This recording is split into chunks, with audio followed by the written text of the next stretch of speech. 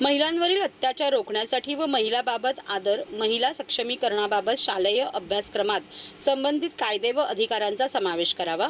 भाजपच्या माजी नगरसेविका नंदा कृष्णा पाटील यांची राष्ट्रीय महिला आयोगाच्या अध्यक्षांकडे लेखी मागणी. देशातील महिला वर्ग व तरुणी सक्षम नागरिक बनाव्यात, त्यांना सुरक्षितता, त्याचबरोबर महिलांविषयीच्या कायद्यांचे ज्ञान तरुणी महिला तसेच तरुणांना विद्यार्थी दशेत यावे यासाठी राष्ट्रीय स्तरावरून केंद्रीय महिला आयोग व राज्य महिला आयोग यांच्या संयुक्त विद्यमाने शालेय शिक्षणात यासाठी स्वतंत्र अभ्यासक्रम सुरू करण्याच्या दृष्टीने विचार करावा, अशी मागणी माजी नगरसेविका नंदा कृष्णा पाटील यांनी राष्ट्रीय महिला आयोगाच्या अध्यक्षा रेखा शर्मा यांच्याकडे केली आहे. राष्ट्रीय महिला आयोगाच्या अध्यक्षा रेखा शर्मा एका कार्यक्रमासाठी ठाण्यात आल्या असता नंदा पाटील यांनी त्यांची प्रत्यक्ष भेट घेऊन याबाबतचे निवेदन दिले आहे.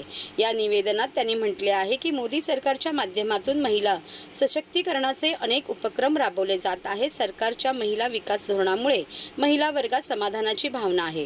महिलांना सरकारकडून अपेक्षा आहेत.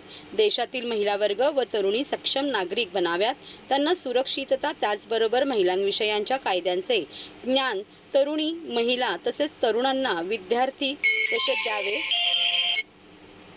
द्यावे यासाठी राष्ट्रीय स्तरावरून केंद्रीय महिला आयोग व राज्य महिला आयोग यांच्या संयुक्त विद्यमाने शालेय शिक्षणात यासाठी स्वतंत्र अभ्यासक्रम सुरू करण्याच्या दृष्टीने विचार व्हावा अशी विनंती त्यांनी या पत्रात केली आहे. असा अभ्यासक्रम सुरू झाल्यास विद्यार्थी दशेतच महिलांबाबत आदर, महिलांबाबतचे कायदे याची माहिती विद्यार्थ्यांना मिळेल. महिलांवर होणाऱ्या अन्याय, अत्याचार याबाबत अभ्यासक्रम निर्माण झाल्यास येणारी पिढी ही अधिक जागृत बनेल. कायद्याच्या माहितीमुळे व घाकामुळे मुली, महिला, तरुणी यांच्यावरील अत्याचार कमी होण्यास मदत होईल. अन्यायाविरुद्ध कायदेशीर लढाई लढण्यास सामान्य महिलाही सक्षम होतील, असे नंदा कृष्णा पाटील यांनी या निवेदनात म्हटले आहे. आदर्श समाज घडवण्याच्या दृष्टीने महिला सक्षमीकरण आवश्यक असून महिलांवर होणाऱ्या अन्यायाला आळा घालण्यासाठी प्रशिक्षित समाज घडवणे आवश्यक आहे.